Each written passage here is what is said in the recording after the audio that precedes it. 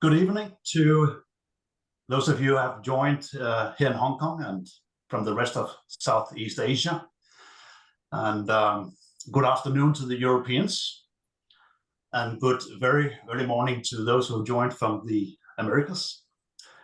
Welcome to this workshop on behavioral governance, which has been organized by the Behavioral Strategy Interest Group of the Strategic Management Society, and has been sponsored, as you can see here, by the Department of Management and Marketing of the Hong Kong Polytechnic University.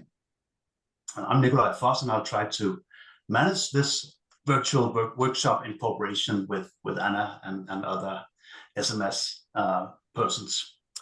I'll go through a few practicalities and I'll show you the program. And apropos the program, I have to say that it's unfortunately a slightly amputated program that we have today. Because Libby Weber had to cancel because of medical issues. And this morning, Fanish Puranan told us that he couldn't join either because he had fallen ill. So we're missing 2 out of 6 speakers, unfortunately. The way we're going to handle this, so that you get what you were promised and what you paid for, is that we'll ask Libby and Fanish to record statements that we will integrate with the recorded version of this virtual meeting. So the practicalities are the following, and they'll be familiar to you because nothing new here. Please keep your microphone muted during the presentations, only unmute when you're invited to participate in discussions. Of course, you're welcome to keep your video on and off as you please.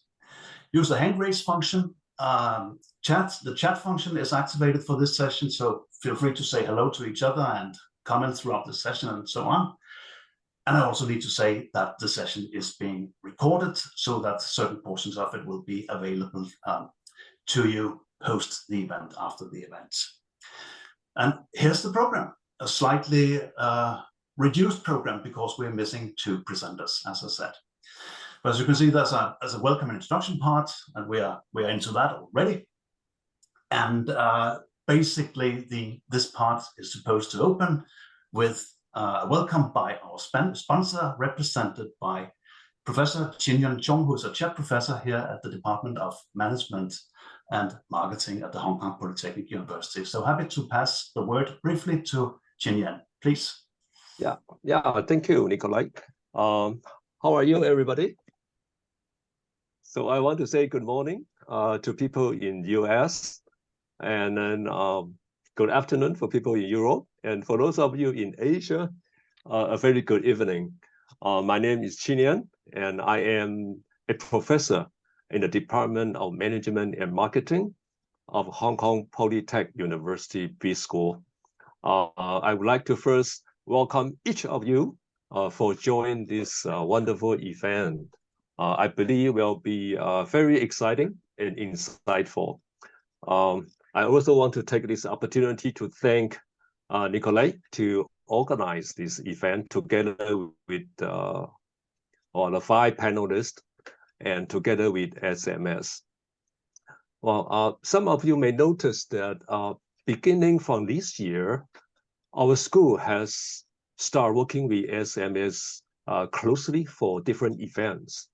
For example, in February, we have this strategic Entrepreneurship Journal paper development workshop. We are happy to host the editor, Professor Peter Klein, and 2 associate editors. And then they come to Hong Kong and share their comments and insight to the potential authors and local colleagues. This benefit a lot. In April right now, we are hosting this online behavioral strategy workshop, which I expect to be equally exciting. Thank you very much for participating in this.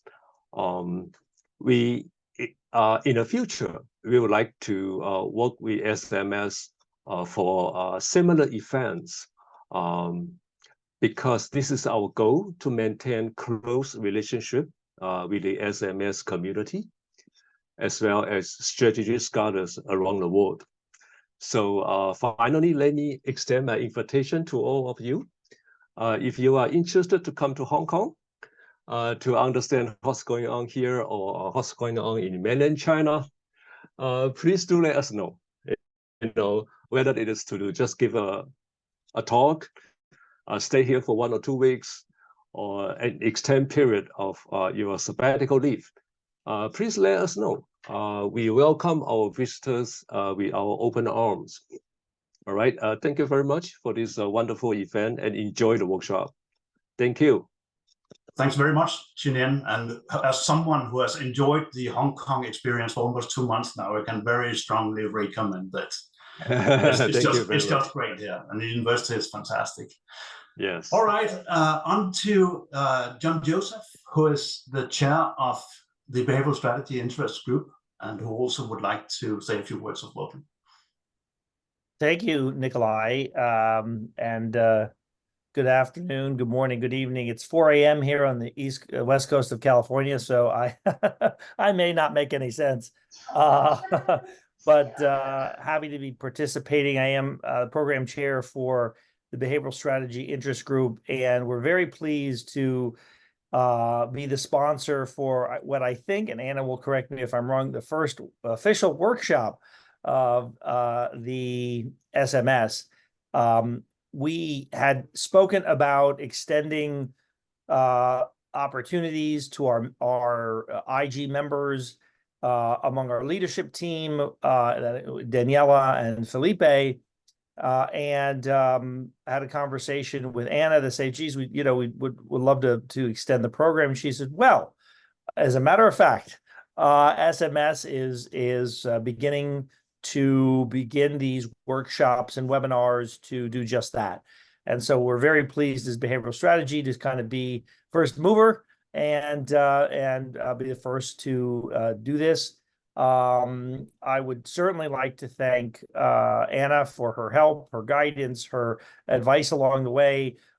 Thank Nikolai for putting together a great program, and coming to me us in the first place and say, hey, what do you think about this idea? I'm doing this, and wouldn't this be exciting? And really, this really came together quite nicely. And then, of course, our sponsors, our sponsor, Hong Kong Polytechnic University. So thank you very much for that. I'll give just a couple plugs here. We are the Behavioral Strategy IG will be hosting what I believe the official name is called webinars. We'll be hosting one in June, one in November, with particular speakers that focus on a particular theory. So we're working on those, and there's certainly more to come. Of course, I would like to encourage everybody to come to Istanbul as well, where we'll have a very exciting program. We're putting that together right now, and so I'm sure that's going to be very exciting. So again, thank you very much, Nikolai. Thank you. Well, thanks, John. So let's move on, and we're still in the introduction part of things. So let me offer a few reflections on the basic idea behind this virtual workshop. So behavioral governance, what is it, and why do we need it? And one way to introduce it is, apologize if it's slightly morbid, because you probably, but it's salient, right? You probably noticed that these two towering figures left us within the last 2 weeks. So Dan Kahneman, to the right, left us about 2 weeks ago, and Michael Jensen passed about a week ago. And you may take them as representatives of behavioral and governance, respectively. And what's interesting and relevant about bringing them together here is that Michael Jensen, in particular, although he pioneered pretty much agency theory, came to increasingly appreciate behavioral perspectives and actually began to integrate them into his thinking. So if Michael Jensen could do that, starting from principal agent theory, so can we, right? It's an inspiratory tale, I think. But let's move on to define some of our keywords, because that may be useful for the rest of this workshop. So when we say behavioral, what do we mean? I remember a few years ago in the Behavioral Strategy Interest Group, we have long, sustained, protracted discussions about this. And I'm not sure we ever reached agreement about what we mean by behavioral. In particular, some people wanted to include sociology perspectives. And, you know, that may be warranted, but most people would think of behavioral as, you know, behavioral means we're dealing with psychological phenomena, psychological drivers of action and interaction, and also psychological outcomes. And the kind of theory we're interested in this context, when we say behavioral, is, you know, basically any body of thought in psychology or more broadly cognitive science, which is somehow relevant to the issue of governance. So what do we mean by governance then? Well, that is also debatable, obviously, but I would think of it in a pretty basic way as, you know, governance in terms of the phenomena we're talking about is about deploying authority, rewards, communication, and so on, in order to best handle the kind of coordination and cooperation issues that arise in any social group, in particular in the context of disturbances. And of course, we have a lot of dedicated theory in this space. So from economics, we have transaction cost economics in particular, but perhaps also agency theory, property rights theory, and so on. And of course, there's also a whole lot of management theory that speaks to the governance issue, but in particular in traditional organization theory and in organization design theory.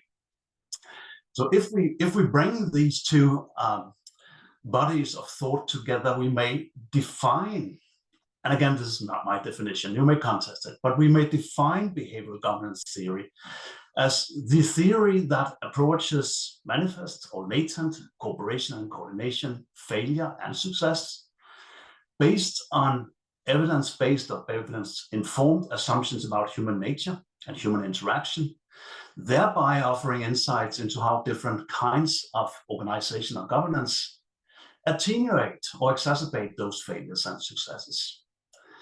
So that's a very compact but relatively clear definition of what we may mean by behavioral governance theory. This may be too broad for some of you, it may be too narrow for others, but at least it's a definition, it's a working definition. Why then is it that we may need behavioral governance? Well, if we look at this from the behavioral point of view, it's the case that decision-making much decision-making takes place in organizations and differs from individual decision-making because there's typically a longitudinal context with repeated interaction.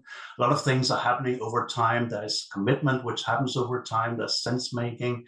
Incentives and penalties are salient. There's conflict arises, and so on. But the governance aspects of all this have arguably been understudied. From the governance point of view, I think it's fair to say that most governance theories, both in economics and in management, usually work with relatively what you may call thin behavioral assumptions. We don't say much about people's motivation and about people's cognition.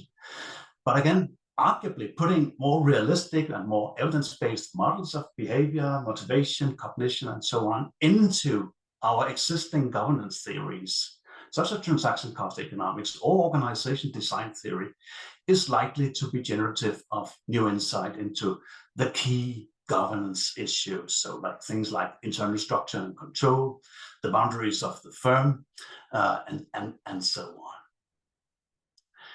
So the main thing that we can say in favor of behavioral governance is that this is likely to be a generative approach. So if we take these richer notions of bounded rationality, more sophisticated use of motivation than at least economists typically work with, and put them into governance theories, this is going to make us more attentive to new kinds of coordination and cooperation partners. It will make us better appreciate how different organizational structures, different kinds of organizational controls, and so on, different hierarchical forms perhaps, may exacerbate or attenuate these kind of problems. And also how organization structure and organizational control may influence the goals that people have, their preferences, their cognition, and so on. And I think we'll have 4 specific takes on these kind of issues. So that's the main deliverable. But I think it also needs to be said that we're not totally being pioneers here, because there is behavioral governance around. It does exist. So if we look at management, there are people like Oliver Baumann, Arne Berner, Doc Bars, Philip Sassar, Torbjørn Knudsen, and many others who have essentially been doing behavioral governance pretty much in the way I've just defined it. And if we turn to economics, there are people like Colin Kammerer, Ernst Fehr, Oliver Hart, and so on, who've also been up to behavioral governance research for quite some time, in fact. So in pushing a behavioral governance agenda, we are, as usual, we're standing upon the shoulders of giants. And apropos the shoulders of giants, let's move to the presentations part. And our first speaker is John Joseph. Thank you, Nikolai. He'll talk about governance through the lens of the attention-based view, and I'll stop sharing now, John, so that you can share your slides. Okay. Yeah. Thank you. Let me just get this rolling here. So I think, I appreciate the inclusion in the program. I'm probably the very least governance person here. I don't do, although I actually do have an AMJ on relational governance. So I I have dabbled, but I am certainly not as well versed in this space as others. So hopefully I'm not too out of my element here. I want to just say first, I think I have a slightly different take on behavioral. I do think that the psychological mechanisms are absolutely critical here. I appreciate the interest in that area, and the relevance of that to behavioral strategy more generally, of course, to behavioral governance. I'd point out, I think, one, that the behavioral strategy IG, in fact, is open to other disciplines impacting it, with the commonality being more this point, I think, Nikolai, you made around, plausible human decision-centric behavior. I think that is in common. But I do think that, certainly my own perspective, I think that of the IG is a much more broader one for behavioral.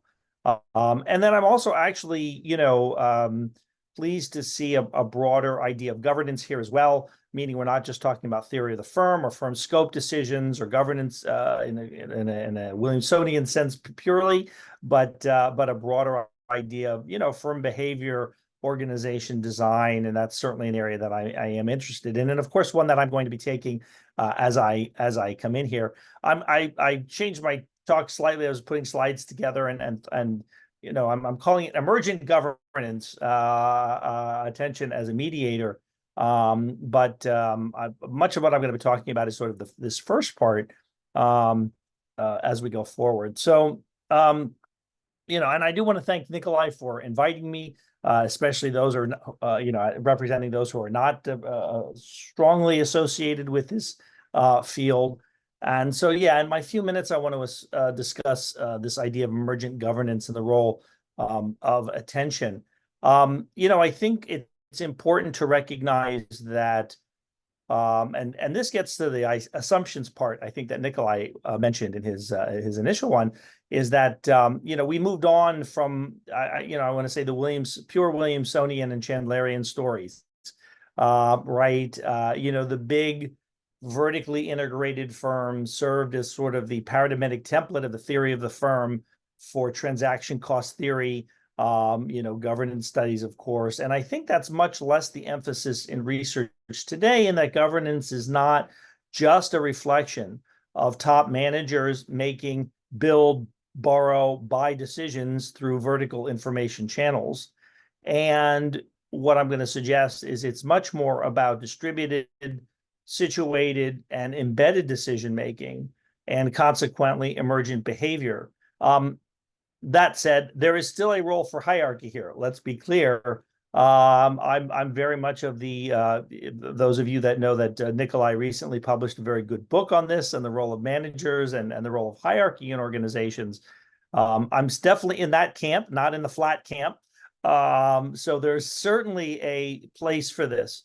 But I think it's perhaps a think more about an augmenting to offer the balance of a more bottoms-up version that puts greater emphasis on an understanding of the flow of information, data, and communication, which shapes many things, but of interest to me in particular is the attention within firms, as well as the processes which go into shaping the interpretation and the comprehension of that information.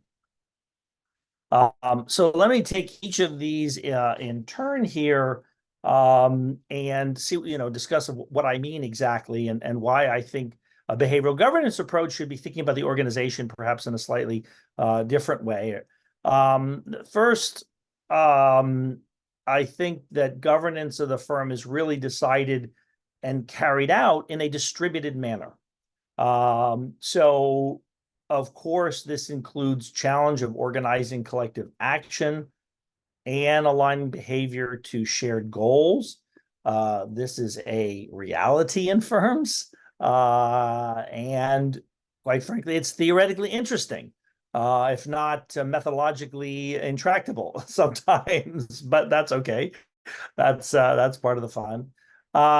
And the former sort of the coordination part about being integrating specialized individuals and units, and the latter being about imperfect allocation of rewards, the credit assignment problem, right? Projecting aggregate awards on individuals. So very much firms are distributed, and you have these dual tensions of coordination and cooperation when thinking about building theory. Second, is governance of the firm is situational, and context matters a lot. And I think you've seen a bit of a trend in this in strategy area. Dan Leventhal and Dan Newark recently published a piece in Frontiers of Psychology. Dan Leventhal recently published a book, The Mendelian Perspective, which is really about adaptation and learning, not governance, but the idea being that the situational idea of decision making is quite important to think about, and the context of the organization that individuals are in the organization is very important. And I would argue, particularly if we're thinking about psychological mechanisms, meaning how the organization design impinges on that. Motivations, frames, risk preferences, cognitions of the individual, certainly attention, are all situational.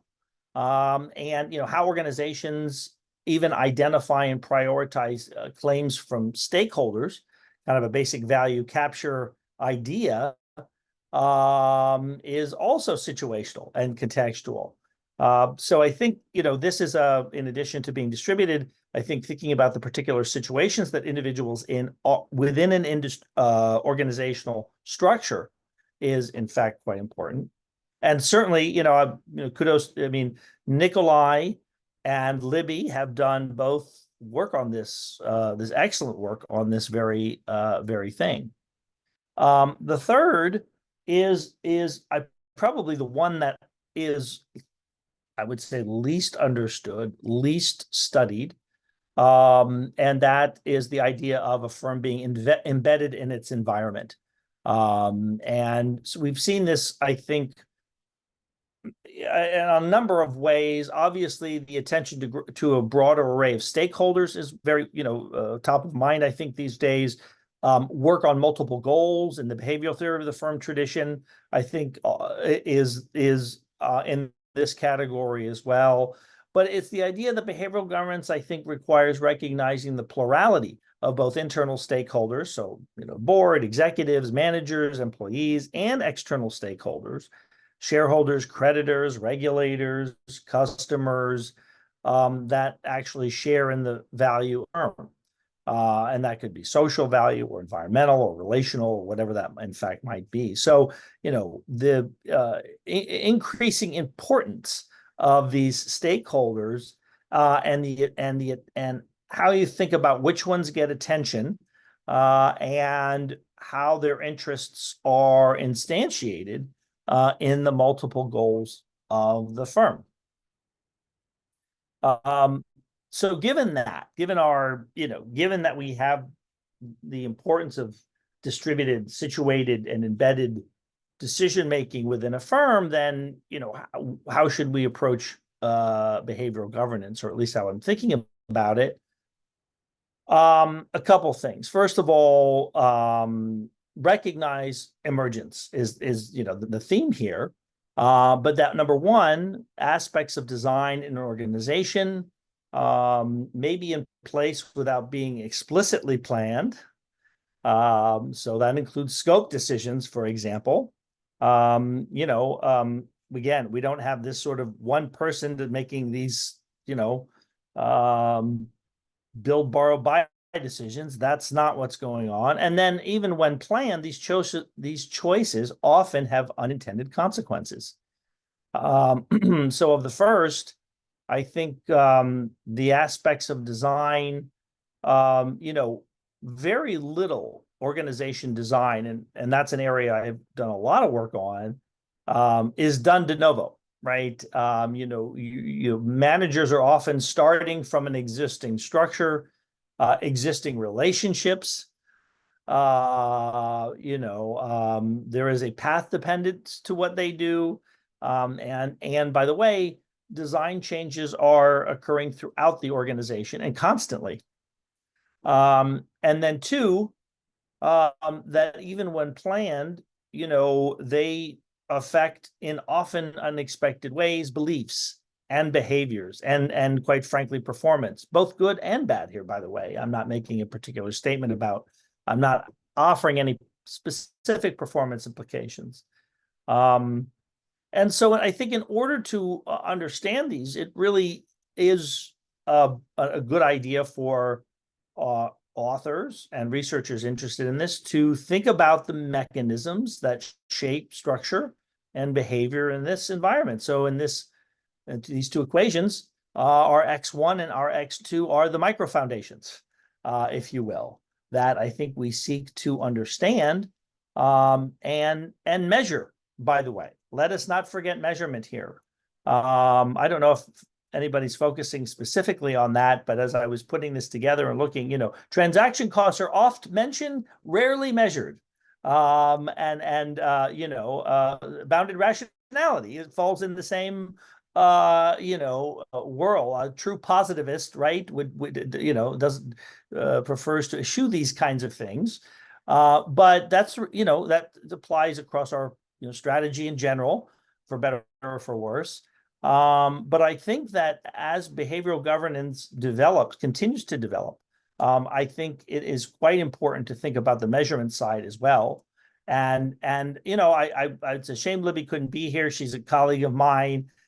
And she texted me last night. She says, I'm really, really sorry. As Nikolai said, it was a medical thing. She's doing well, but she said, you'll do great.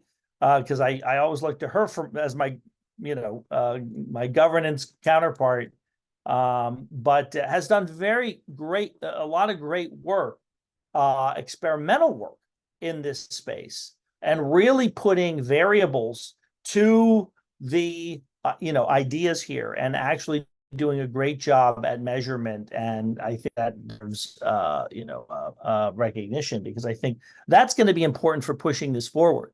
I think it only goes so far for us to think conceptually, but we need empirical work, right? Ultimately. So let me just a few more things on this. So I think the good news for this particular idea is that we organization design research, which is I think where some of the streams are housed, at least, is there's more opportunities than ever before in org design. Theories to be applied, psychological theories, of course, recognition of both informational contributions as well as incentive contributions to behavioral governance.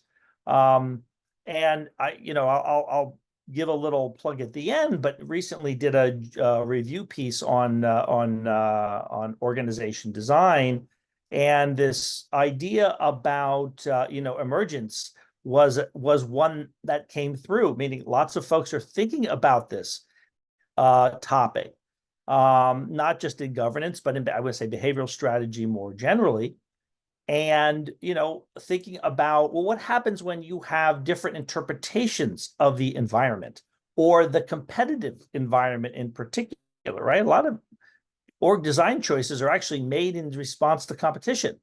What about responses to perceptions of choice interdependencies, right? Which are always wrong, right? We think we know what they are, but we don't actually know fully what they are.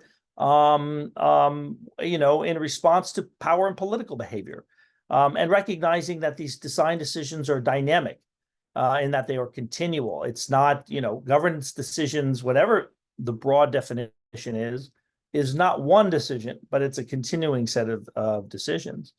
And then with respect to, the unintended consequences, there's lots of opportunities here to study as well. And I think I'll give an old example by Nikolai, was this study of Otakon, where you have managers delegating decision rights to lower level people, but not really, because of course they didn't want to get rid of them, right? They didn't want to, they want to hang on to them. So then and the lower level people know that, right? So that has an impact. So this resistance is interesting. Thinking about the unintended consequences for middle managers who often have to alter designs to make them work. And quite frankly, in a decoupled system, something that I've worked on with Willie and GE, you often have attention in different places. It's going to look very different than if there's a coherent system. And so when it's not coherent, you often have outcomes that aren't completely expected. So the role of attention, I think, is one, and I'm going to use this sort of an example of this idea of figuring out the X1s and the X2s, because I do think attention is a very good example of an important mediator in behavioral strategy, and certainly a mechanism for governance of the firm. And so I've done in some of my work trying to understand how organization design, and these specific examples are corporate hierarchy, affects attention in support of decisions behavior, and to the limited degree that I have done at governance decisions. My work, attention and attention more generally recognizes that attention within the firm is distributed. That it is very situational around particular decision opportunities, for example, and affected by the institutional environment as well. And so attention as a mediator is a useful way to better understand how organization design affects behavior and governance choices. And I again, to Nikolai's point, other psychological mechanisms, insert one, but there's lots of opportunities here. In my work, I looked at, for example, the hierarchical, geographic, and cognitive proximity between the corporate office and the business unit. I've looked at corporate code. So this is code in the Marxian sense, or culture, if you will, being attention directing. And corporate feedback, performance feedback, aspirations are attention directing. And the corporate channel work I've done on GE is a very good example of how, the governance of the firm is in fact greatly impacted by interactions within specific communication channels. But in fact, the whole system of communication channels can often be decoupled, meaning you have some folks talking about this over here and focusing on A, and then sometimes you have folks focusing on B, and that creates a very different outcome for strategy formulation, for example, and certainly governance decisions as well. So for those that are interested in more of this, I will point to a just came out special issue on the attention-based view in strategic organization. Lots of great folks here: Caroline Bartel, Teresa Cho, Richard Whittington, team of Worry, who have all papers in this. So I would encourage you to take a look at that. And then Metin Sengel and I have a forthcoming organization design review piece in the Journal of Management, where we actually deconstruct the field of organization design since 2000. One of the topics is control, by the way, probably the closest here, and takes a look at some of the very excellent work going on. So that's all I have. I hopefully didn't go too much over, and thank you very much, Nikolai. Thanks very much, John. Let's move on to Ambra. Yes, definitely. Let me share my screen. Okay, so let me share. Oh.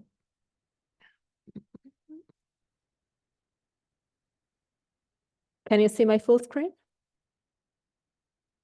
Okay, very good. So very good morning, afternoon, or evening, wherever you are right now.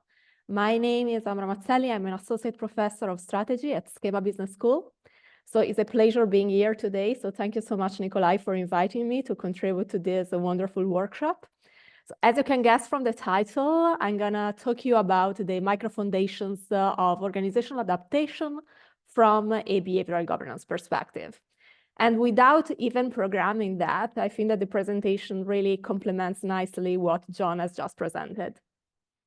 So let me just start by sharing a broad definition of adaptation. So by adaptation here, I refer to all the intentional choices that are undertaken by organizational members in order to make an organization as a whole cope with the changes in the external environment. And why is organizational adaptation so important nowadays, and how has been receiving so much research attention? I would say from a phenomenological perspective, because these environmental changes are becoming more and more common. So if you consider the last couple of decades, we have observed so many disruptions that organizations have been forced to adapt to, that actually organizational adaptation has become a huge topic, a very important topic. From a theoretical perspective, I would say that adaptation is really considered the glue between very important concepts such as organizational change, innovation, performance, as well as survival. And we may also consider adaptation as probably one of the most complex problems that organizations have to deal with nowadays. So now you may ask, why is governance important for adaptation? So probably many of you have already an answer to this question, but let me provide you with my answer. So again, I'll start with the definition, and I borrow the definition of governance from Floor, who is gonna speak next. And here I define governance very broadly as all the rules that define who has decision-making authority. So basically who decides, who monitors and sanctions actions in order that organizational members' actions are actually in line with organizational goals. How actually the value that is created is then distributed. So basically who gets what. So in terms of incentives, of course. And also design-related aspects. So how tasks are assigned to people in the organization and how people are grouped together. So here, as you can see, we have both rule-related aspects as well as design-related aspects. And now let me come back to the prior point, which was why is governance relevant for organizational adaptation?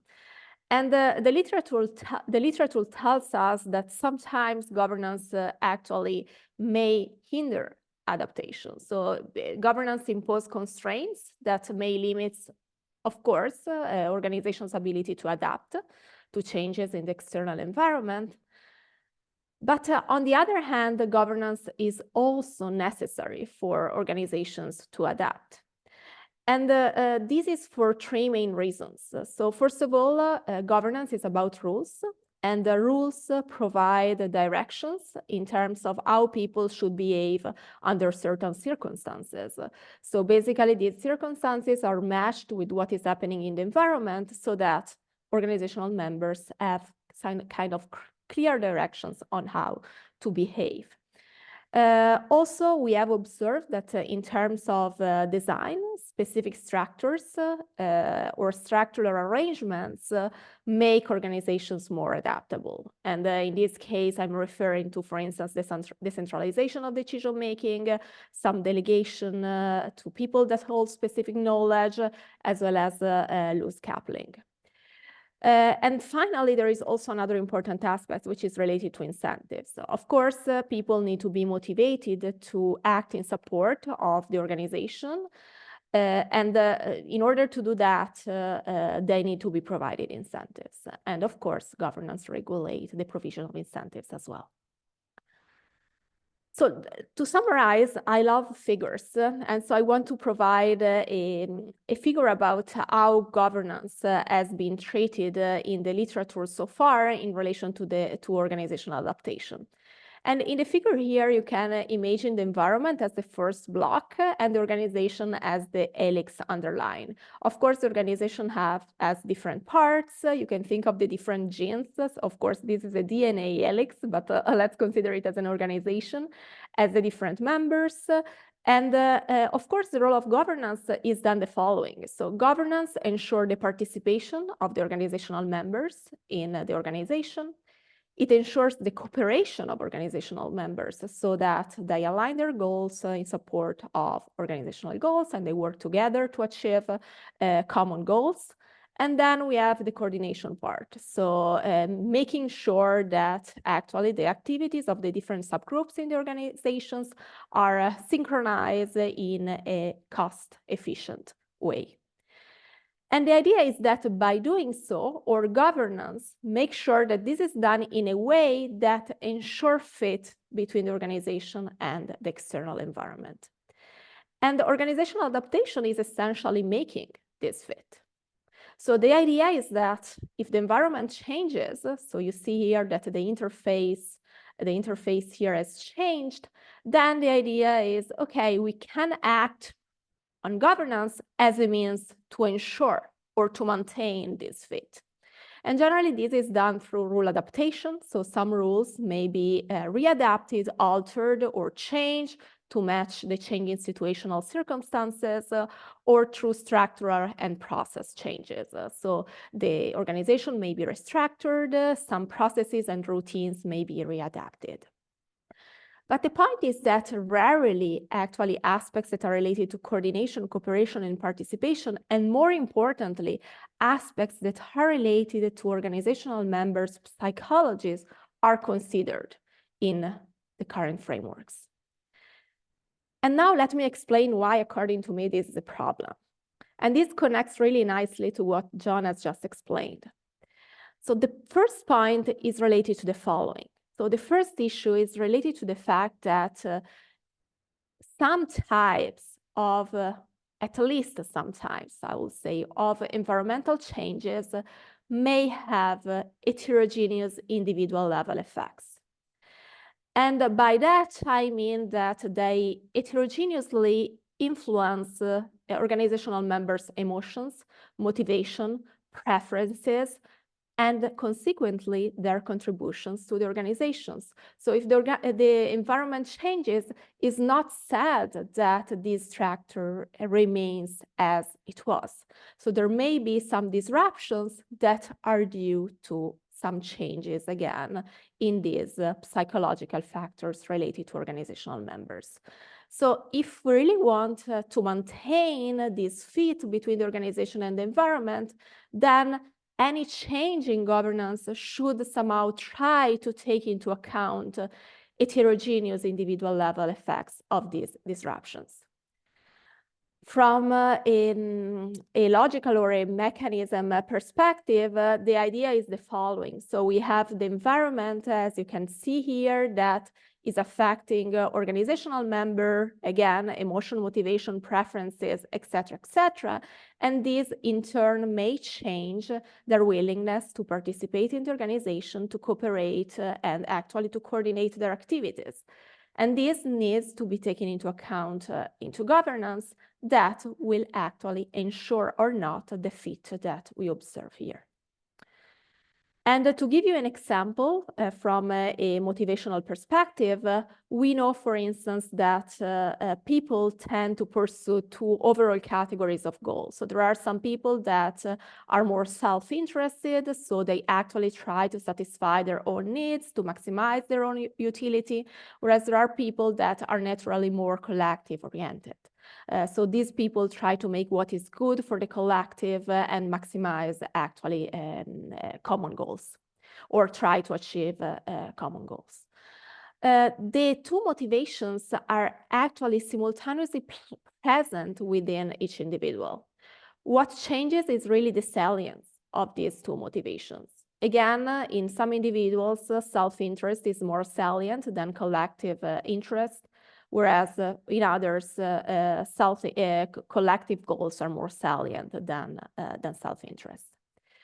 It's also true that these motivations tend to be contagious. So by observing behaviors that clearly have a specific motivation underlying, we tend also to follow the same motivation. So when we observe like behaviors that, for instance, have a pro-social motivation underlying, then we also tend to embrace a pro-social motivation. And the same happens in the other direction. So when we are surrounded by many self-interested peers, then we also tend to become more self-interested. And of course, the salience of these goals is also affected by what is happening in the environment. And there is evidence that certain types of events, especially those that pose threats to one's own safety, so to individual safety, tend to increase the salience of self-interested goals. For instance, the pandemic is one of these events. So the pandemic represented a threat, the COVID-19 represented a threat to individuals' personal safety. In this case, we observed the self-interested goals tended to be more salient within individuals than collective goals. And of course, if we contextualize this in an organization, when self-interested goals tend to become more salient, especially in conditions or under emergency circumstances, these may result in reduced participation by organizational members, as well as reduced engagement in cooperation as well as coordination activities. At the same time, it's also true that a smaller percentage of individuals have shown heightened concern for collective interest in similar circumstances. So there is still a very small percentage of individuals that even, I will say, enhance or increase their collective orientation when they are faced with events that represent threats to their safety or to individual safety.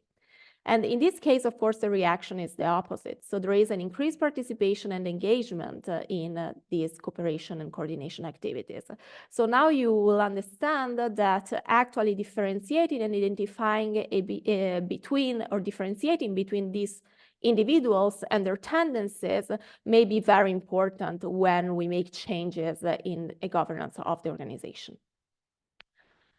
So this is the first point. Then the second point, still related to why not considering these micro foundations of adaptation may be problematic, is the following. So we said that generally, if to increase this fit, we act on governance. So we adapt rules, we change processes, we change organizational structure. But what we tend to forget about is the following. Is that basically any type of change in governance, despite it's controllable, generally this is done by the managers, by the higher ups of the organization, may have individual level effects. again, on emotions, motivation, preferences, and then contributions to the organization, which may in turn have detrimental consequences or unexpected, unintended consequences for the adaptation of the organization. So in the end, instead of achieving this fit, we may end up in a situation of misfit because we made changes in the governance that in turn affected organizational members' preferences for participating in the organization, cooperating and coordinating, causing some disruptions and in turn creating a misfit with external environment. So now let me go back to the prior point. So I explained very briefly the heterogeneity of motivations in an organization, and then that there are these, especially in response to these disruptive events, that there are these two categories of individuals, those that are pro-social and even increase their pro-social motivations following these events, and some, or I would say the majority, that are more self-interested and even increase their self-interested interest after these types of events. So logically, I would say arguably the idea would be to delegate some authority or to give more responsibilities to those members that are pro-social. So for sure, they can influence other members to become more pro-social because of the contagion mechanism that I described earlier. And on top of that, they can help actually maintain this coordination and cooperation that are then necessary for organizational adaptation. But then what can be some of the intended consequences that are related to the second challenge second issue that I've just highlighted? One of the unintended consequences is stress. So actually, these members, these very pro-social members, may accumulate stress, especially when they overexert themselves to actually cover or to compensate for others' lack of contribution. And this in turn may result in even more detrimental consequences, such as job dissatisfaction, a reduced commitment, increased absenteeism, as well as then exiting or higher turnover. And in a recent or in work in progress simulation studies with Nikolai and Ekinil 7, we observed that when incentives are very high, actually assigning additional responsibilities to these pro-social members may not be very beneficial for organizational performance. So if you observe the figure here, just focus on the circle with the two tan. So these correspond to the organizational configuration that you see on top, where you have basically 4 members with the collaborative task assignments. In the red dot, you have the pro-social members that are assigned with additional responsibilities. Whereas in the blue one, you have basically no pro-social members in the organization. What you observe is that the performance difference, which is depicted in the horizontal axis, is very minimal. So the two configurations actually bring about a same organizational performance. What changes is really the stress level accumulated by the pro-social members. So this gives you an idea that actually the presence of these pro-social members, as well as the provision of incentives, may act under certain circumstances as substitute mechanisms. The explanation that we provide for that is that, of course, strong incentives actually encourage self-interested individuals to participate, collaborate, and contribute. Whereas when you put in the team pro-social members, actually these self-interested individuals' commitment decrease because, of course, they can rely on pro-social members to shoulder their responsibilities. So this is something that, again, should be taken into account, especially when also assigning tasks to different organizational members with different motivational orientations. So to make one step further, then, why is a behavioral governance perspective necessary really to understand organizational adaptation? I would say for two main reasons. So the first one is really to shed light on the psychological, or to take into account the psychological underpinnings of participation, cooperation, and coordination, which, as I mentioned, are really necessary for organizational adaptation. And the second aspect, which I think also John highlighted earlier, is really explicitly taking into account the plurality and the heterogeneity that is present in an organization at different levels. Of course, both within the individual as well as across individuals in organizations. So just to conclude, some food for thought, probably for breakout discussions. So some of these questions will also probably be displayed later on by Nikolai. But something that this presentation may inspire you to think about is the following. So in what ways can really governance account for and mitigate, if this is necessary, of course, the heterogeneity in individual level psychological and behavioral consequences of disruptive events, which was related to the first issue that I highlighted. Then can organizational rules and structures that foster organizational adaptation to unforeseen and unpredicted events be designed ex ante? So we don't know anything about these events. How can we design proper rules or adaptation conducive rules and structures beforehand? Is that possible? And if so, how? Another question is what role can governance play in preventing and or addressing the accumulation of stress in individuals who are somehow overburdened by additional responsibilities, by those pro-social individuals who have a tendency to take over responsibilities during these emergency situations? And one last question is how governance should evolve to also effectively govern new forms of work. So remote and hybrid work in a way that supports both the organizational adaptation, immediate, I would say, organizational adaptation, as well as sustained organizational performance. So I hope that this was quite thought-provoking, and I look forward to our discussion in the breakout room later on. Thank you. Thank you, Ambra. A very clear presentation. On to floor.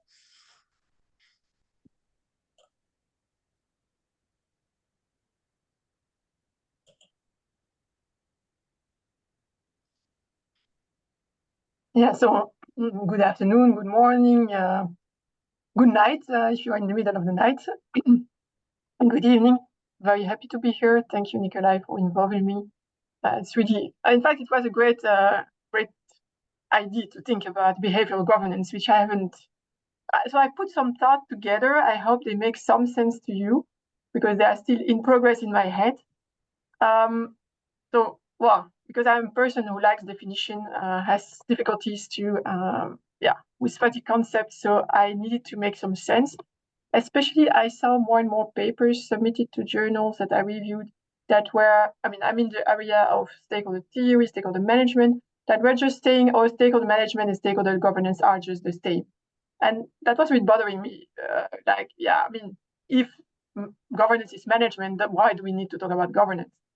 And then, Nikolai proposed to put this behavior in front of governance. So I was wondering for myself, then how is governance behavioral? I would say at first, yes, obviously. But then it brought me to think a little bit further about that. So, you might have seen in my previous papers, I've looked at it that I use often Ostrom thinking to clarify things in my own head. And that helps you very much to see the difference between management and governance. So she proposes to see, in fact, she doesn't really talk, she doesn't use the term governance, to be very honest about it. She talks about institutional arrangements, but I think that we can say, at least I would say, it is governance. So she presents them as a set of formal and informal rules that guide actors' behavior. Yeah, that's why it's behavioral, because it guides behavior. But then it goes further, obviously. These rules, they are prescriptions about actions that are required, prohibited, and permitted, they are commonly known and they are used, which is quite important because we have plenty in organizations. You would say there are plenty of rules that are not used. They are there on paper somewhere, and then that would not be part of governance. So they are used, known and used by a set of participants to order their repeated interaction in situations of interdependence. And I think that's what came in all the previous talks, is that we are fundamentally interested in situations where individuals interact. So maybe not about the single agent that is working in isolation from all other humans on a task or all other actors. Also, Ostrom's work, and I haven't really fully gotten my head around that, but she really emphasizes that rules are linguistic entities. So ambiguity will be a main characteristic of these rules. And so people might disagree on how to interpret these rules, and that might have be source of some of the conflicts we see. So conflicts might not always be due to there is a good person and a bad person here. They might conflicts might just be about having a different understanding of the rule, while both want to apply the rule. And finally, also a very, I think, interesting part of it is that rules are the results of efforts of actors to achieve order and predictability. So that means that they are behavioral in a second sense to me, that they are the results of behaviors. And that is interesting. That means behavior in two ways. I think that there is another thing that we can get from Ostrom, and that helps me answer some of the questions I had when reading the recent literature and trying to make sense. And to be honest, why am I trying to make sense is because, well, as a stakeholder theorist, I would love to see some changes in the world, changes to governance. And then I really wonder, when is it possible to change rules at the firm level or firm with the stakeholders level? And I became really to realize that rules are often made at many levels. And so that when we are, as managers and scholars, we are usually, not all of us, but I am and many others are focused at the firm level, firm with stakeholders level, then it's constrained. There are a number of rules that are there from higher levels that cannot be changed by a single firm together with its stakeholders. And this view from Ostrom that I will show you now, it helps me at least understand a little bit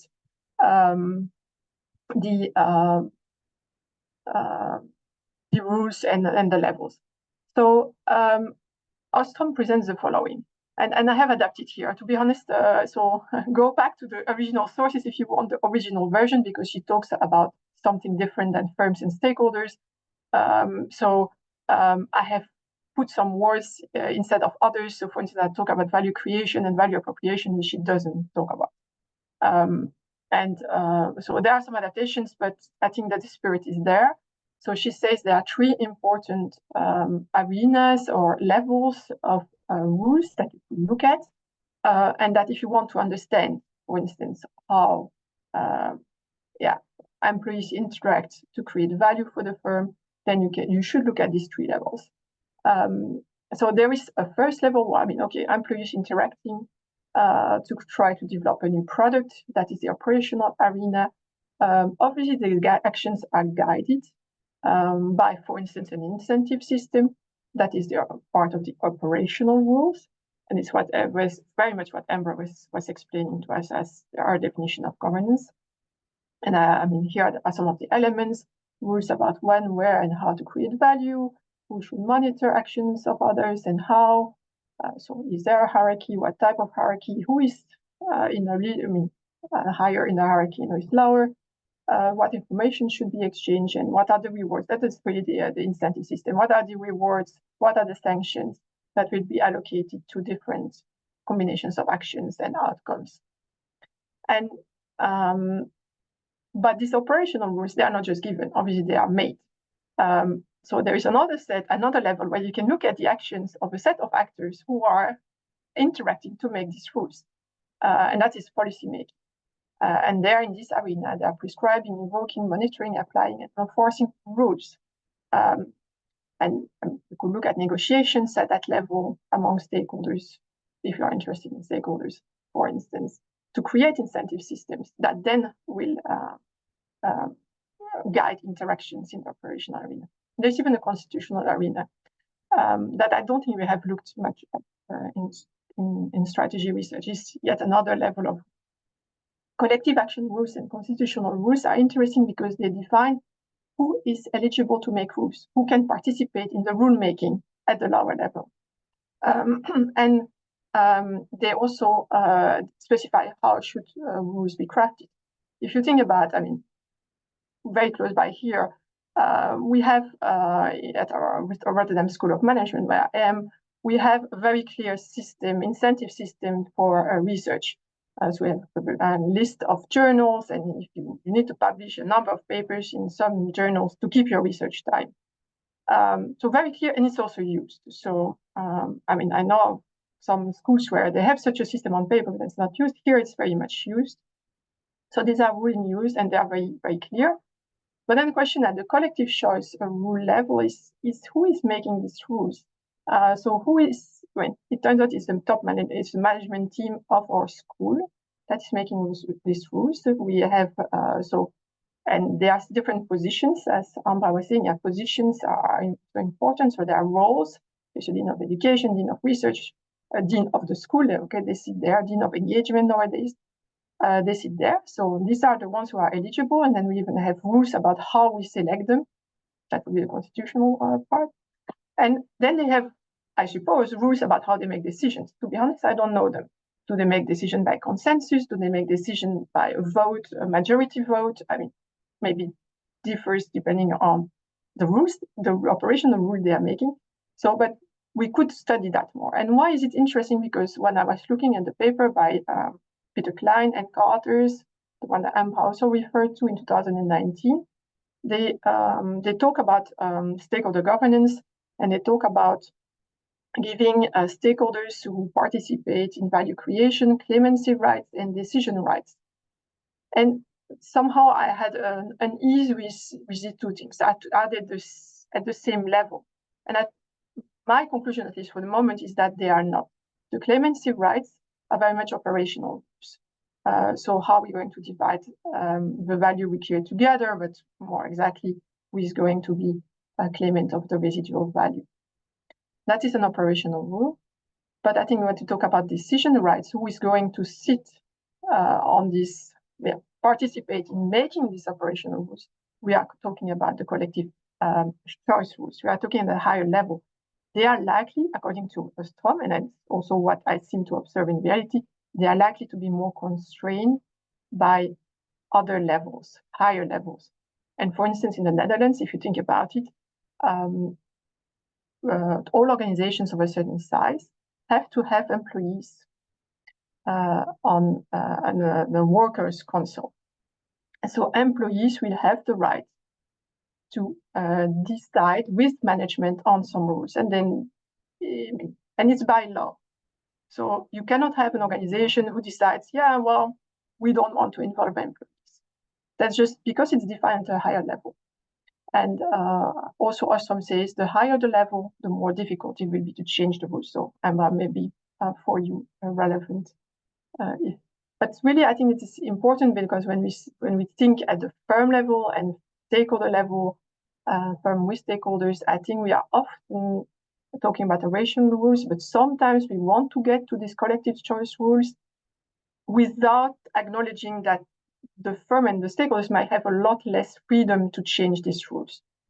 So, and then maybe we need to get to know more about the legal context, for instance, to be able to understand how firms and stakeholders may be limited. So a number of things to study here. But let's go back maybe to the question that maybe why Nicolai invited me in the first place, is because I know something about motivational foundations. And it relates, but I mean, the first part, knowing about rules doesn't mean that you need to look at motivational foundations. For me, they are related, at least they are in my research. Thinking about it and how motivation has been linked to governance, I think I see two different approaches in the literature. I see people who have done work linking governance and social preferences, but looking at them as an interaction. Both are given, and how do they interact with each other to influence behaviors, and some. And I think here we are going towards what John was saying. Governance influences preferences, that in turn influences behavior. And I will try to talk to you through that a little bit. So this is the first one, and I think there are a lot of references, maybe I didn't get fully what you were proposing, but I think that some of your work would also belong here, that you assume there are some social preferences among your, for instance, employees, and then governance choices will interact with these social preferences that are given, or maybe there is self-selection going on, but they are not changing in one person to influence behavior.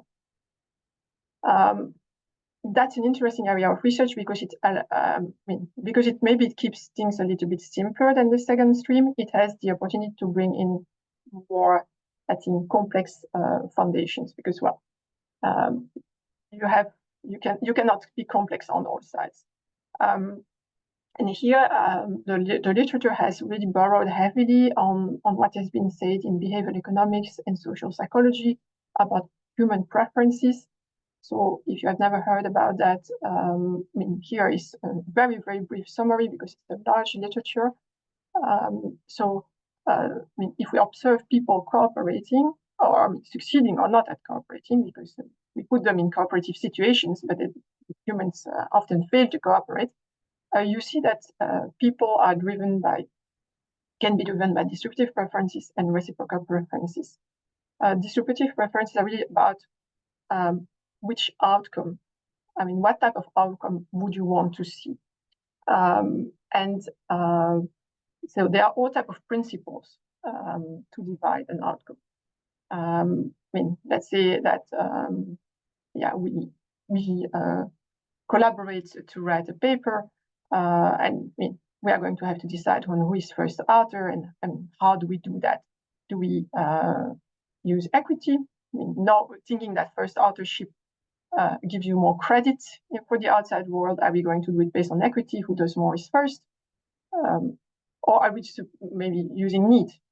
There is an assistant professor and a full professor involved. Yeah, it's better to put the assistant. Need-based, it would mean assistant professor first. So we can have different ideas about principles that we apply when we distribute outcome. And then the literature said, regarding this distribution, these distributive preferences, people differ. Some have other regarding preferences. They just value positively what others receive. Some are maybe selfish. They value what they receive themselves and don't care about what others receive, whether it's more or less, they don't care, just look at what they receive themselves. And in some circumstances, some people might have competitive preferences, in the sense that they want more status, for instance, so they prefer a larger difference between what they receive and what others receive, even if it doesn't always turn out to more for themselves, as long as others don't get more, that the difference is increasing. Reciprocal preferences are related, but a little bit different, because they imply not only how you react to the outcome, but also how you react to other actors' behavior. And reciprocity is very simple in this. It's not really simple because it's often, in fact, it's often confused. But here we're talking about really a willingness to incur a cost to reward somebody who has been cooperative, fair, friendly to you, and a willingness to incur a cost to punish somebody who has been unfair, unfriendly, uncooperative. So, and it's past looking, if you want. It's based on past interactions. So you punish or you reward past behavior, regardless of whether it's going to pay off for you in the future. There is also a form of reciprocity that is forward-looking, that is completely compatible with selfishness. You keep doing things that are nice and cooperative and fair, as long as it still pays off in the long term, because the interactions will continue with that other person. Note that social preferences, so behavioral economists and social psychologists really have converge on these preferences. So they agree. So if you look at both bodies of literature, I think you can say they agree on what preferences are. They even research them often in the same way. One thing that they do differently is that in social psychology, preferences are measured, or at least it's allowed to measure them. So social psychologists believe that people can report about that. While in behavioral economics, they are usually infer from behaviors. So you let people play some types of games, and then you infer the preferences from their actual behavior. Because, I mean, economists don't believe that people can honestly report, or maybe that know even what motivates them. So that is a first body of literature, and what social preferences could be. This, usually when we use it in strategy, in behavioral strategy, we use some of these preferences, while in fact there are many of them. And so we use the most important ones, the most represented among humans, but it's difficult to use all of them at once, or impossible. I mean, it would bring too much complexity even there in what we are interested. A second approach, and that I have adopted, I think, more and more, is an approach where you see that governance, in fact, shapes preferences that in turn shape behaviors. And why is because, well, in the end, we all have a range of preferences. We all have many needs that we would like to see satisfied. And here are a few: a need of certainty, a need for positive self-image, a need for morality, also simply some material needs. So as a consequence of having all these needs that you want to fulfill, preferences are unlikely to be constant across situations. Or you can say preferences are situational. And thus governance could shape preferences, at least to some extent. I mean, obviously there is something left from who you are as a person that will remain stable across situations, but to some extent you can also shape. I mean, the situation can shape preferences, and so governance as part of the situation can shape preferences. And here, Nikolai, I think your work with Sigi belongs here, because you talk very much about how, on this work on joint production motivation, on how they can be shaped. I have worked on relational models where I think it is the same. And I think the work by Don Lang, John Bundy, and Park is also, in talking about multiplicity of dimension in stakeholder utility, is getting in there. It's not really talking about governance in that paper, but it allows us to think about what can be shaped. And in fact, I mean, for behavioral strategy scholars, I think you need to realize it's really not new. Marsh and Olson, with the logic of appropriateness, were already saying the same. So they say, in the end, behavior will follow from humans are not really rational, and so they will try in a situation to answer three questions: what kind of situation is this?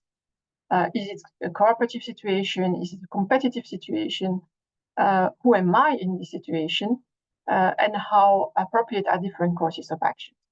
And governance obviously is able to shape the situation, and so how actors are seeing themselves. That's very much what Amra was saying, that adding to, I think, by our definition, is that you have the governance is going to tell you, for instance, whether that cooperation is expected here.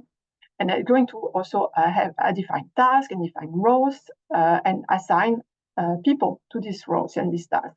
So if the governance defines a hierarchy with 3 levels, and it turns out that you are the highest level, well, there are some expectations that are attached to being in that position rather than in the lowest position. So it will define what is appropriate.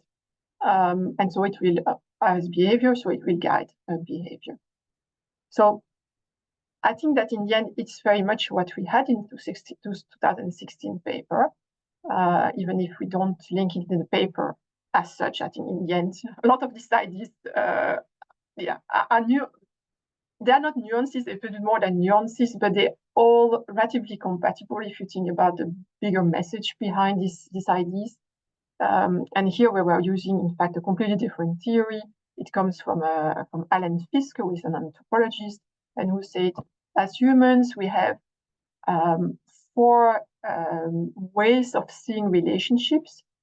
And so governance, we were saying, or saying a stakeholder orientation could trigger different ways of seeing relationship in stakeholders, and that would lead to different behaviors. I mean, we were saying it for stakeholders, but you could say it also works for employees in the relationship with other employees or with their managers. So could be, if you're not interested in stakeholders, it still could be an interesting framework. I mean, no, I was talking about authority and the hierarchy. That's the authority ranking, and whether you are the superior in the relationship or the subordinate. Yeah, you're kind of expected to exhibit other behaviors. Yeah, I mean, small thing. I mean, I'm going to become head of department next year, and then I was suddenly realizing yesterday, oh, as a head of department, I should never compliment anymore my colleagues on how they look. That's going to be inappropriate. I do it all the time, so I will have really to force myself. So in an equal relationship, it's fine, but I will be in another role. Suddenly there are things that I should not do anymore. So, but I mean, it goes much further than that. It was a bit of, it's funny, but I mean, you see it, for instance, in what type of help you provide as being the subordinate or the superior, it's going to be different. And then there are other completely different models. And I have to say that we, for instance, the market pricing, we had seen very much defined it as selfishness, self-interest and selfishness. And then we met Alan Fisk after we published this paper. They say, no, market pricing is also moral. It's also, it is accepted. It's really appropriate in some relationships that you pursue what is best for you. You enter, when you're buying something, you enter a relationship with the vendor that is, we both understand that I want a product, you want money, and it's completely appropriate that we are aiming to get a decent product, a well-functioning product, and you want to make money. It's fine. So he was saying, yeah, pure, very selfish, opportunistic relationships are not even in here. They are asocial. He called them asocial relationships. But again, you can have governance that shapes which of these relational model is used, and that will therefore completely lead to different behaviors. And to finish, I will tell you a little bit about what I'm doing now. I'm looking. I mean, I took a step back, maybe. After looking at specific preferences, relational models, and other things, and I realized that all this is about human morality. So because the main function of morality, if you look at moral psychology, is to bound our self-interest or refrain us from being self-interested in situations of cooperation. So it leads me to simply look at morality in this view. So you would say that governance that is seen as moral should be more likely to support cooperation. But that brings a lot of questions that I think are very relevant. And I mean, not that I have figured out this, but I think these are interesting questions to research. How do we do a deal with moral pluralism, which means simply that people, including within organizations, don't share the same moral standards. And so, I mean, they just, they see things in terms of right and wrong, but they don't agree on what is right and wrong. So do we respect that? Do we want to then change their moral standards? I mean, how do we shape governance so as to support cooperation with this moral pluralism?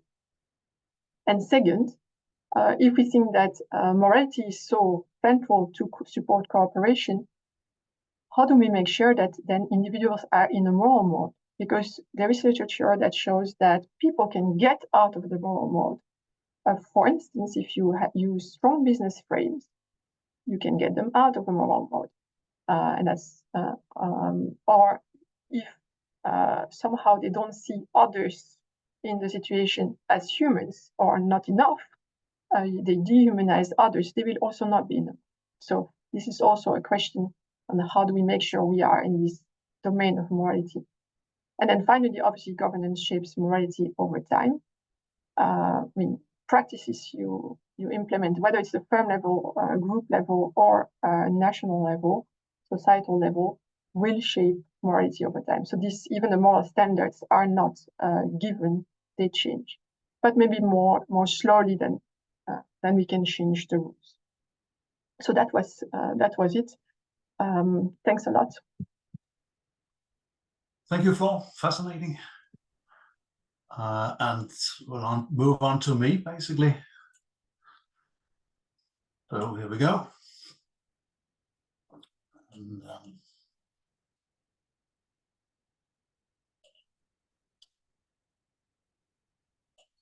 all right, I plan to spend the next 15 minutes or so talking about a phenomenon which I think is particularly likely to be illuminated by a behavioral strategy / behavioral governance approach. And that phenomenon, as you can see here, is a so-called Knightian uncertainty, which, as you probably noticed, is a notion that has been tossed around in contemporary macro management discourse. It's pretty much everywhere in strategy and organization and technology and international business and so on. So it's invoked by a number of writers. There have been special issues about Knightian uncertainty. There was a few years ago an EMR special issue. There's been a recent one of the EMR on Knightian issue, Knightian uncertainty. So a concept that is invoked a lot, but which is also very seldom defined with much precision, which is not surprising because it's a difficult concept and the existing literature is extremely diverse. But the result is that the way we use Knightian uncertainty in management discourse is pretty unclear. The concept in management remains elusive. But it seems to me that behavioral strategy has an edge when it comes to understanding the kind of decision situations that people are talking about when they're saying Knightian uncertainty. Because, well, fundamentally it's about decision making, but it's also about, as I shall try to clarify, it's also about beliefs and communication and about governance. And the more constructive point I should try to make towards the end of this little talk is that to the extent that we want to talk about behavioral governance of Knightian uncertainty, we may usefully start from what Jackson Nickerson, this is a concept I stole from him, calls processes of inquiry. Basically, the way we talk about things and how we organize a discourse about a given phenomenon, such as uncertainty, and how these processes are being organized and governed. So when you talk to management scholars about Knightian uncertainty, it's very often said that we know extremely little about it, and there's very little research on Knightian uncertainty. This, however, is a complete myth. The reality is that there is a huge literature that spans economics, decision science, and also management research that conceptualizes, models, and even tries to measure Knightian uncertainty. So I and a number of colleagues in an ongoing project, we identify approximately, slightly less, but approximately 500 articles that have been published in very good journals since 1921 on Knightian uncertainty. And the reason we, of course, choose 1921 as the beginning of this study is that this is the year in which Frank Knight's book, Risk, Uncertainty, and Profit, was published. So 500 articles out there, it's not a small literature. But if you look more closely at that literature, it turns out that it's also a very diverse literature. So at one end of the spectrum, you have decision science literature that basically tries to reconcile Knightian uncertainty with the standard Bayesian decision-making model, all the way to work that tries to model sheer ignorance or unawareness. So it's a very diverse literature. And perhaps because of this diversity, the way management scholars have traditionally or typically addressed Knightian uncertainty is by relying on that great management scholar Forrest Gump, and basically arguing that, or reasoning as if uncertainty is what uncertainty does. But when we talk about why profits exist or rents exist, or why firms emerge, or why factor markets are inefficient, or why there is or are non-trivial adaptation needs as Ambra was talking about, why organizations may need to be flat or resilient given dynamics, and so on. Well, we say, but ultimately, it's because of Knightian uncertainty. So now uncertainty is what uncertainty does. We approach typically Knightian uncertainty in terms of its consequences rather than being precise about the notion itself. And there's, of course, some things to be said in favor of this kind of instrumentalism. You know, it's sometimes productive to look at consequences and not perhaps care so much about the thing that we drive those consequences. But on the other hand, these consequences may, of course, be better understood if we also understand Knightian uncertainty itself better. Okay, so as I indicated, I think that as behavioral strategy scholars, we're in a particularly privileged situation to talk about Knightian uncertainty because we have been talking for, well, a long time. That's a stretch because the notion of behavioral strategy was coined around 2010, 2011, right? But of course, the tradition goes much further back in time. But for a long time, there has been talk in management about, you know, decision situations where evaluation is ambiguous and biased. Decisions unfold over time, so we need to think about commitment versus pivoting. We're facing an unknown future, so we need to engage in sense-making and imagination. All these processes take place in a social context. And in many decision situations, we are talking about a kind of uncertainty that is not risk, whatever it exactly is. But what it typically means, or what we typically say, is that we don't have objective, quantifiable knowledge of the future. So we may try to come up with, you know, subjective probabilities, but we also know that, you know, others may disagree, so there's not necessarily anything objective about those probabilities. And in fact, we may be unaware of some parts of the state space. We may be unaware of a number of things that can and will happen in the future. And all this is clearly behavioral, including the last point, the one that is directly about Knightian uncertainty. So in the kind of situations that we're mainly interested in as behavioral strategy scholars, we're talking about big decisions, big resource commitments that typically play out over a long period of time.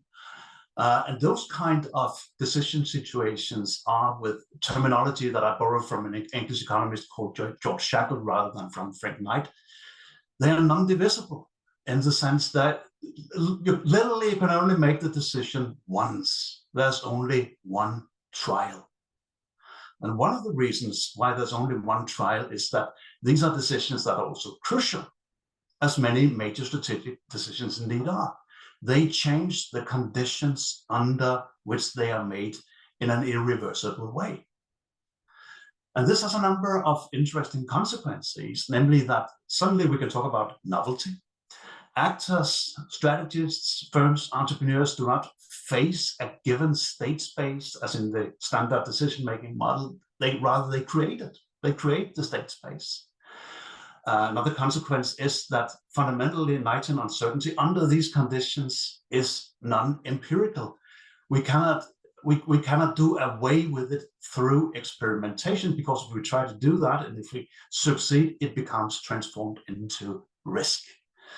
And under these conditions, and knowing that, you know, they cannot successfully run experiments in order to eliminate uncertainty, companies need, or firms need, to form representations or compose theories that indicates those opportunities for value creations that they think they can see and others cannot see. In other words, they occupy so-called cognitive niches. So how do we link this thinking about Knightian uncertainty and what it is to governance? So Knight not only coined the notion of uncertainty, but he coined the notion of uncertainty for a purpose. He did it because he wanted to talk about entrepreneurs, and because he wanted to talk about why there are profits, and also because he wanted to talk about why there are firms. And the basic organizing idea in Knight's treatise from 1921 is that entrepreneurial ideas or theories or visions or projects or whatever we want to call them, these ideas are too idiosyncratic, to communicate to others at low costs. So in order to save on those potential communication costs or avoid them, the entrepreneur forms his or her own firm. That's the basic idea in Knight. And that's why he comes up with the notion of uncertainty, not because he thinks uncertainty is particularly interesting in itself, but because he wants to tell a story ultimately about governance and how governance is linked to profit. And we may, as strategy scholars, we may also say strategy. And this is a story that Peter Klein and I have extended in various ways, so that it also applies to the issue of what are the firm's efficient boundaries, and to aspects of internal organization. And others like Asim Kaul have further extended the story to, employee entrepreneurship and spin-outs and so on. So Asim has a brilliant paper forthcoming in the Academy of Management Review that does exactly this. Problem with all this, in a sense, I think this is interesting, particularly Asim stuff. The problem is that it assumes that the entrepreneur's idea or project or theory, whatever we call it, is already formed, in fact, fully formed. And I submit that this is not how we should think about the theories that we form as response to an uncertain future. In thinking about that, I think there's more inspiration and leverage to gain from the emerging theory-based approach, which basically posits, as you know, that managers compose theories of value creation, where those theories are fundamentally clusters of hierarchically ordered assumptions or beliefs that differ in importance. So there are some core beliefs that organize the rest of the cognitive structure. They're clearly incomplete. So they evolve by strategists or firms updating beliefs, perhaps in a Bayesian fashion, adding some new beliefs, which is a non-Bayesian feature, discarding some beliefs, which is another non-Bayesian feature. And all this process of updating, adding, discarding, and so on, beliefs or assumptions, of course, that is modified or happens through social interaction across different governance structures. So that's partly how the governance aspect comes into this. So what is it that the theories do? Well, fundamentally, I think they assist coordination and cooperation in the face of uncertainty. This isn't something that Teppo and Todd say much about, but it seems to me that this is the main social function of what they call a theory. And why is that? Well, it's because a theory incorporates a lot of information regarding potential future events. Causal information, temporal information, analogical information, information that has to do with balance. And as such, theories help us imagine and assess and define possible futures. So theories are naturally laden with cognition and with motivation and with affect. And of course, that's also necessary if theories are to serve their purpose as tools of persuasion and conviction. So that's already a link to behavioral themes. A more direct link is that theories imply heuristics. So to use one of Gert Gigerenser's favorite examples, you may think of radical Protestantism as a very high-level theory, right? And of course, that theory yielded or implied heuristics. The so-called Protestant work ethics is an example of a heuristic that is associated with this particular high-level theory. But when the behavioral factors come into the picture in a different way also. So when we construct theories, how do we typically do it? Well, according to various literatures, both in decision theory, so this case-based decision theory of Yitzhak Gilboa and David Schmeidler, and also modeling of NK modeling, the way we do this is we search for and try to identify the best analogy. And that best analogy becomes the anchor, as it were, for our theory of the future, and therefore determines how we behave. Problem, of course, is that once you believe you have identified through your search the best analogy, then of course confirmation bias kicks in and supports the selected analogy. Then these kind of things, these kind of behavioral issues also come in connection with our evaluation of theories, because when we evaluate theories, we rely again on heuristics.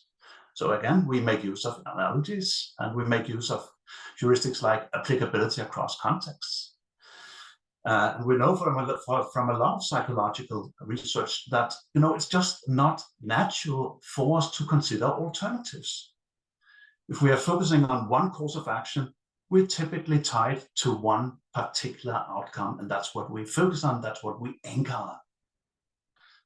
And that's the reason why simulation, mental simulation, literally requires stimulation.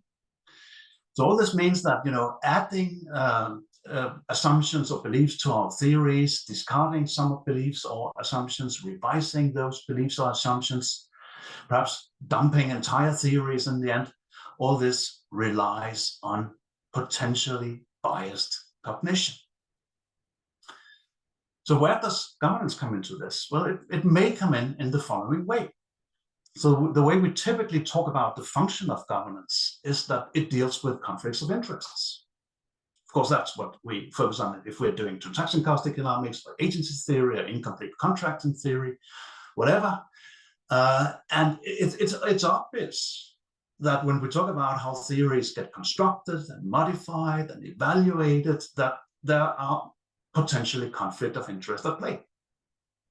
So actors may resist beliefs or theories because of power stuff, because of incentives, so, you know, turf wars between business units or cannibalization threats and so on. All these are examples of conflicts of interest. But of course, there are also conflicts of thinking and cognition. So actors, perhaps they're not capable of, or will not perhaps, for reasons that have nothing to do with conflicts of interest per se, they just won't recognize the soundness of, say, of a different perspective. And for these reasons, they will not or cannot add to their existing beliefs or revise those beliefs or dump them. So conflicts of thinking or cognition also emerges. And this is where governance comes in. Because what governance can do is that governance can devise processes of inquiry. And so this draws on some emerging research by me and Jackson, Nicholson, Libby. And we define those processes of inquiry as fundamentally structured mechanisms that address the two kinds of conflict that I talked about, conflicts of interest and conflict of thinking between actors, which may be units in a firm, or conflict between firms, by creating, first, a common understanding, and second, providing motivation through the establishment of a normative frame. So it's creating we intentions among the actors. And one way to put this, or to map it in terms of cooperative governance, is to look at the two kinds of conflicts of thinking, conflicts of interest, and think of them as low and high. And, you know, if you have low conflicts of thinking, low conflicts of interest, the natural governance structure is then the market, because fundamentally you don't need any formal process of inquiry as such. Informal interaction is sufficient to solve these conflicts.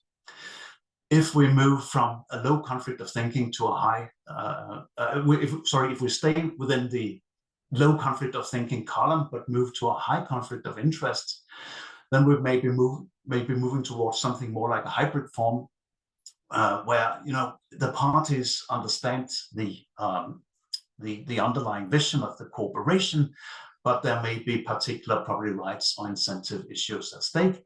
And the formal process of inquiry will, of course, be directed at defining what are the exact consequences for you and for you, given what you supply to this venture. So the process of inquiry is directed at reducing various own interest-based biases in evaluation that may creep into the relation. Things are different when we move to high conflicts of thinking, or when conflicts of thinking are prevalent and important, because then we need more hierarchical more hierarchical governance. So under high conflicts of thinking and low conflicts of interests, we may have new ecosystems where, in principle, everyone is interested in participating because the basic value proposition offered by the ecosystem leader is clearly attractive. But it's just not very clear to those complementers or those participating ecosystem firm what exactly are they supposed to be doing to make the ecosystem value proposition be realized. And then finally, when we have high conflicts of thinking and high conflicts of interest, we move to the hierarchy with a very formal process of inquiry with supervised, directed negotiations handled by managers, intended to illuminate the relevant trade-offs and the various performance implications of those trade-offs, and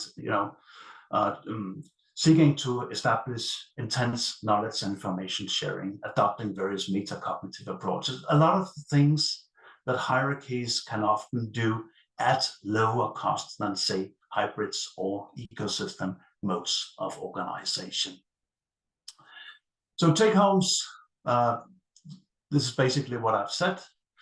Knightian uncertainty is a topic which gets, as I said, tossed around a lot. We're not very clear about what it means, but it's an opportunity for behavioral strategy scholars, particularly for those of us who are interested in behavioral governance. I have argued that we should focus on uncertainty that cannot be remedied by experimentation, that involves non-divisible, crucial decisions, that involves creating the state space by means of composing and executing theories of value creation. And those kind of situations are obviously challenging. And they're also not just for decision makers, but they're also challenging to theorize.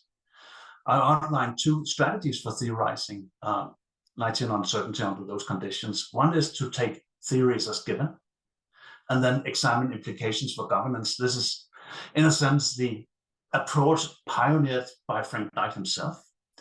But then there's also a second approach, which is about examining how governance influences the formation of theories and the evaluation of theories through their reduction of conflicts of interest and conflicts of cognition or conflicts of thinking. And this is relevant because when we talk about the process of building and evaluating theories, all sorts of biases creep into the process, and means that the way we build theories by adding to theories or discarding assumptions or revising or updating existing assumptions, that process gets compromised by cognitive biases. But governance can help, depending on what the intensity of those conflicts of interest and those conflicts of thinking. So ultimately, I, at least, and my co-authors want to drive towards a comparative governance approach that links different kinds of governance to, well, different conflicts induced ultimately by the presence of Knightian uncertainty. And I'll stop here. And we will move now to the breakout rooms.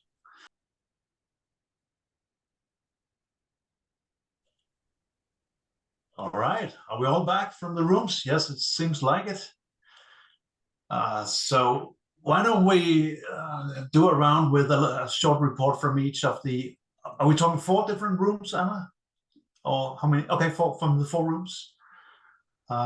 So I don't know who wants to. I hope you had a designated speaker or presenter in each room, or someone who can summarize the discussion at least.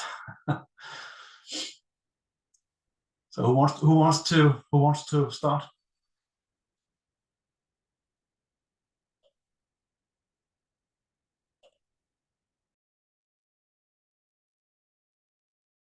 All right. If no one volunteers, Daniela, would you like to very briefly summarize what we talked about in our room? Well, we just were going to talk about the difficulty to combine maybe incompatible assumptions of theories, and how we have to be really careful with our modeling when we integrate behavioral aspects into those models, and be disciplined to so this is kind of where we got cut off, which was like we're getting to and then we were also talking about how to integrate some of these really important aspects of psychology, such as emotions, into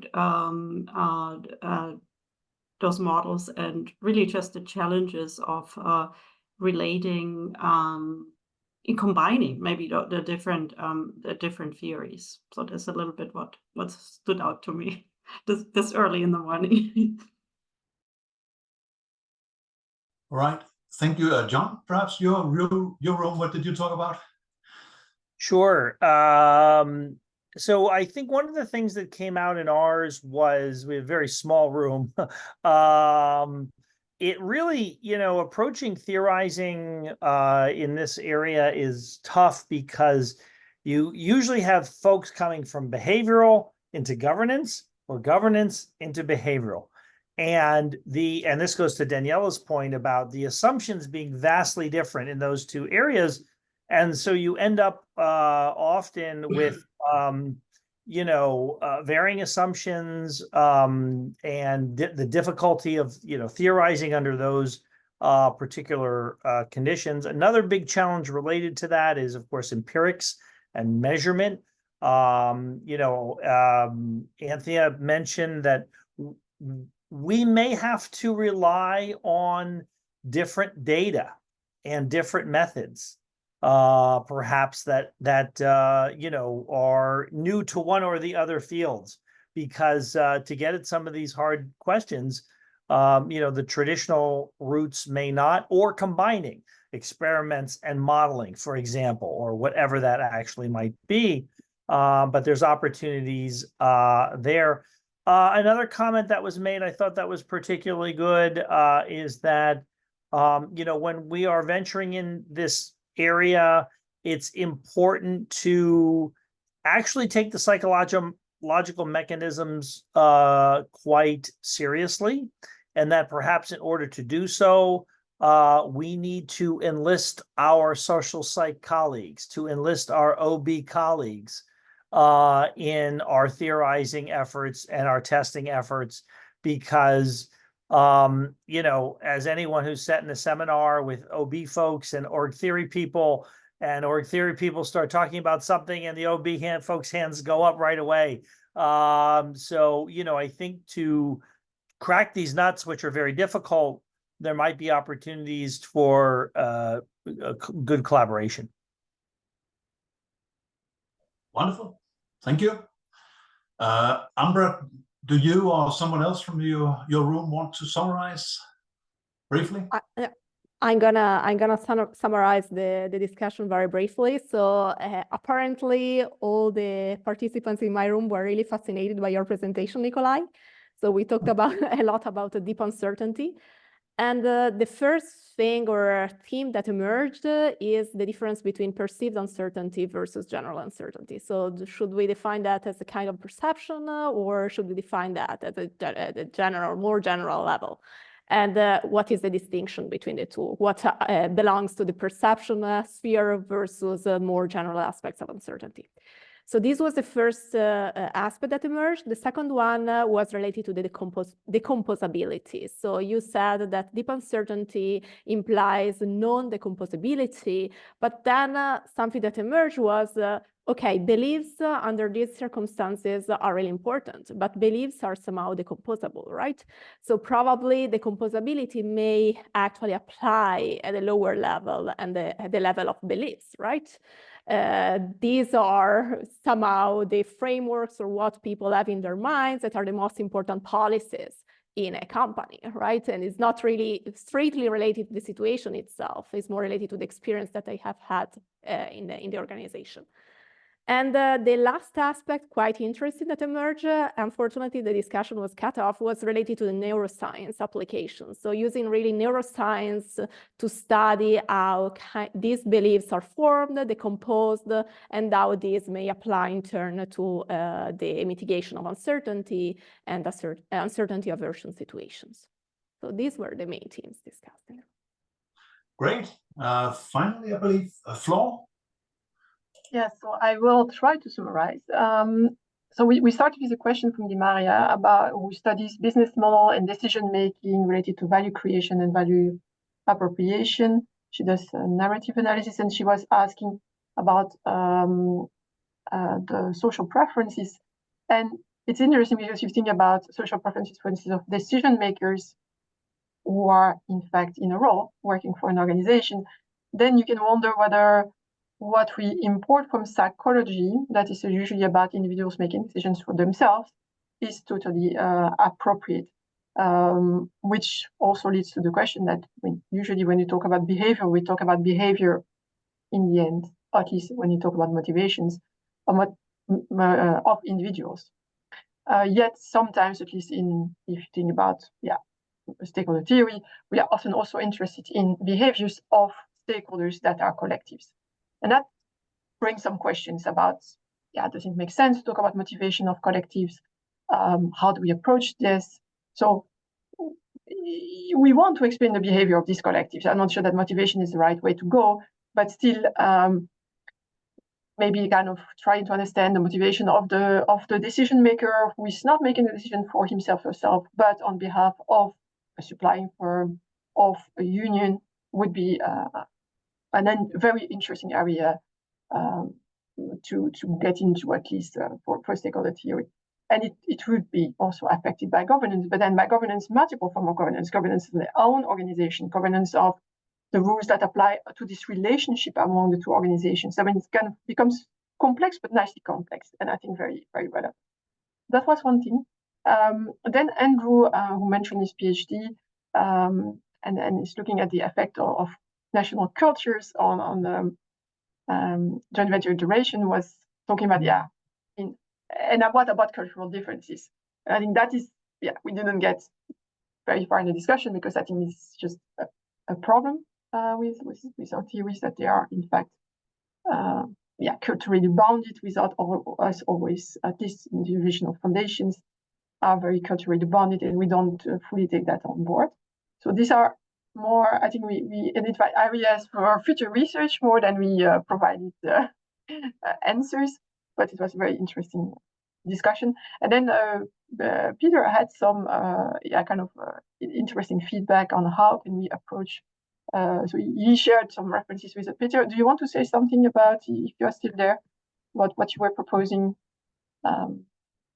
Yep, well, very briefly, thank you, Flor. Yes, I was talking about the persons in context, the contextual approach to personality and psychological variability, citing people like Walter Mischel, who do a lot of work on how context and how process, and I think that contextual and process models of psychology could be very helpful in this field.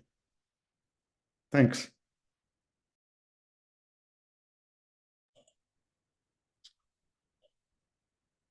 Right, that's it from the final room. Seems we've covered a lot of territory, and that behavioral governance it clearly is a big tent, perhaps too big. It's certainly big, includes a lot of very different but fascinating subjects.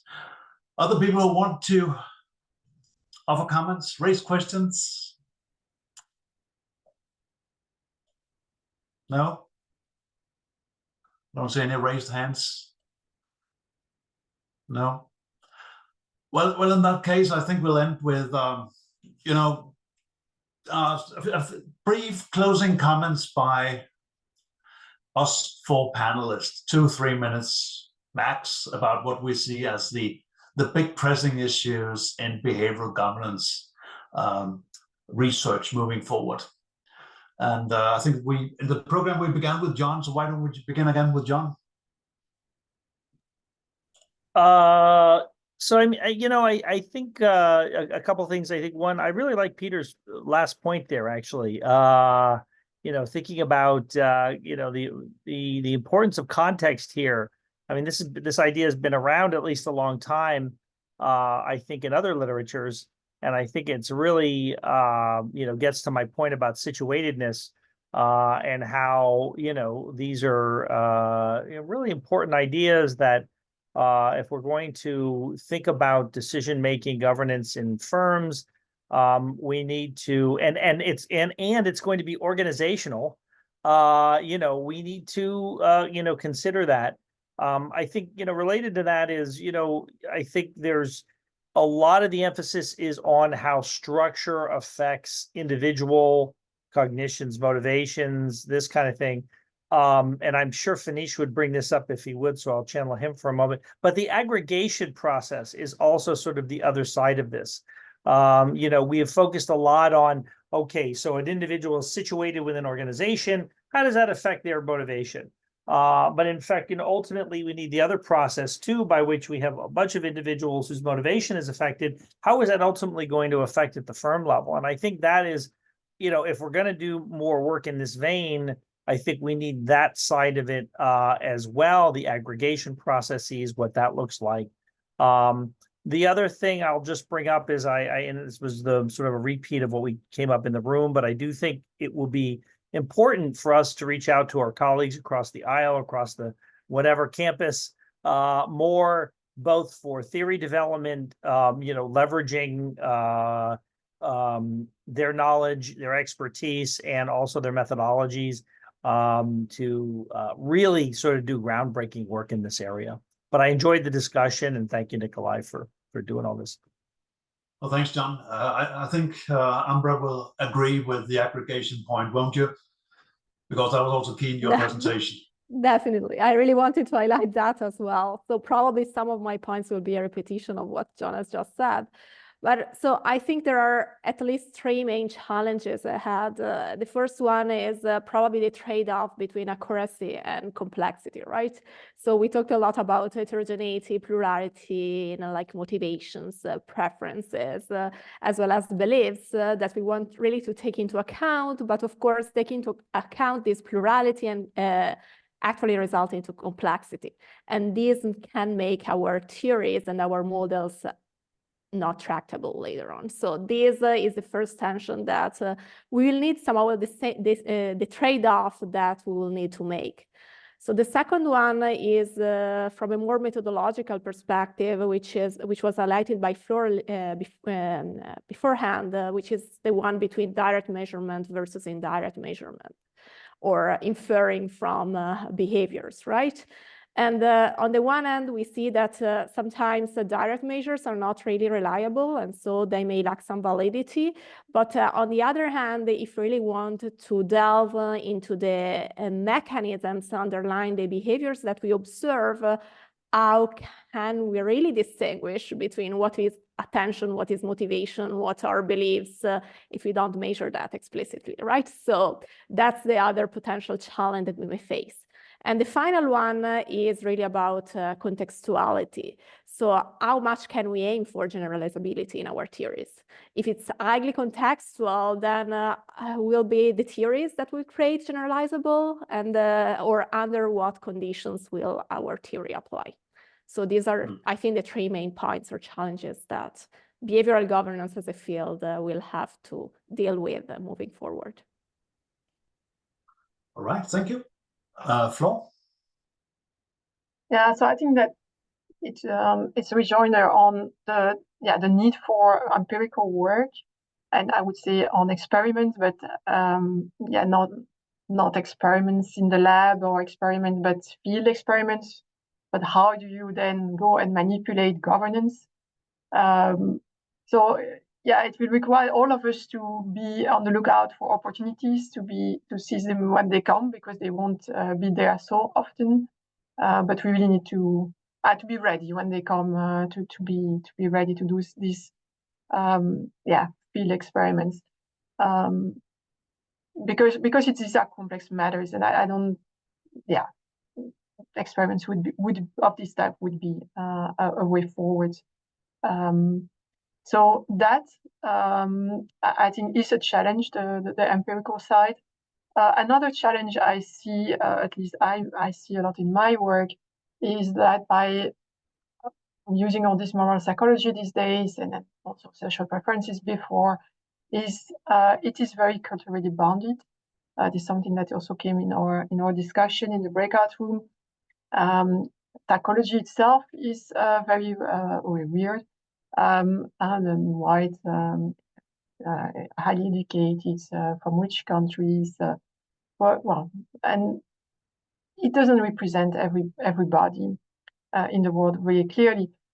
So when we theorize that people want fairness, you say, okay, well, we want fairness, but that may not be the primary need of others or what they want to see in their work relationship. So, for instance, so I think that we need to, I don't know, sure well, at least not me, maybe I cannot do research elsewhere and still fully understand, because I cannot understand fully other people, but I would really call now that we organize this base in Asia for others to do also research on motivational foundations, people who live in another reality. I mean, one of my, I hosted a Brazilian PhD student recently, and she came and she said, your paper, we have a paper on stakeholder governance where you use Ostrom. She said, yeah, we read it in our doctoral course, and we really could not understand how what you describe is possible. But now I have lived here. So she told me that 2 months in being here in the Netherlands. So I lived here, and I saw that it is possible for people to self-organize. And she said, in Brazil, that is not possible. I don't know, maybe where she lives, it's not possible. But it's really, really interesting, because I thought, I build on Ostrom. She builds her own understanding on plenty of communities throughout the world, and still, it seems, it doesn't apply everywhere. So it was like, and yet another miss. So I would call all the researchers here who are not maybe, in the same type of cultural context as most of the current theories are built on, to also join the conversation, looking at preferences, needs, what drives relationships in their own context. That would be really, really enriching our understanding of governance and how to then to manage cultural diversity. Right. Thank you, Flo. I think that a perhaps particularly realistic and attractive research strategy is to not pretend that we want to invent the wheel, but to link up with existing theorizing to the fullest possible extent. And it strikes me that there's one theory that has only been indirectly present today, and it's actually perhaps the dominant theory in behavioral strategy, and that's a behavioral theory of the firm. I mean, it obviously relates to what John was saying. It relates to what Ambra was saying. But I didn't hear, perhaps I missed it, but I didn't hear any explicit mention of silent march. And honestly, I think if we map the field of behavioral strategy, and well, some of us have tried to do that, this does come out as the dominant chunk of theorizing within behavioral strategy. But it's also a theory that is in some ways, it misses the governance or hierarchy part. The theory is not much preoccupied with hierarchy per se. It mentions specialization, it talks about standard operating procedures, and so on, but it does not really talk about hierarchical forms or hierarchies in general. And of course, the attention-based view to some extent is an attempt to remedy that problem. That's how I would see it. Of course, there is some simulation work by people like Nikolai Sigelkov who try to do that, but there isn't a lot of that around. But I think that putting hierarchy explicitly into the behavioral theory of the firm can further that particular body of theorizing in a particular way. Because if we recognize hierarchy and recognize the firms have different units, we also recognize that many of these units, depending on the hierarchical form, are likely to have different goals. And different goals means oftentimes different social reference or historical reference, right? And then John's aggregation problem and Ambra's aggregation problem comes in again, because how are these goals aligned across the firm? It's of course a classical issue, but it's one that is it has kind of been forgotten, and I don't really see it present in contemporary BTOF research, although recent research within that tradition talks about goal multiplicity, but I don't see it explicitly linked to hierarchical forms and hierarchy in general. But of course, hierarchical forms and forms of organizing differ. I mean, some companies are focused, others are conglomerates, and therefore you're going to see you're literally going to see goal multiplicity, and you're going to see different social reference and historical reference, and you're going to see different units choosing the reference for different reasons in different ways. And I think that insight emerges naturally once you begin to think about governance and hierarchy in the context of this super established company theory. How to do it? Well, that's a big issue. When we talk about social reference within the behavioral theory of the firm, and a lot of Daniela's research has been about this, I think. I mean, how do we measure? We will look at industry averages, right? And we do that, although we know this is a stretch, but we do it because it's just empirically, it's just damn difficult to elicit or measure social reference or even historical reference.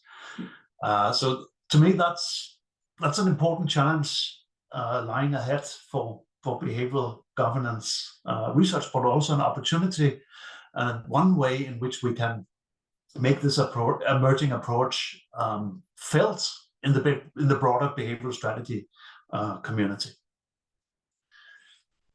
All right, yeah, we've stopped. We have 2.5 hours exactly. Time to end.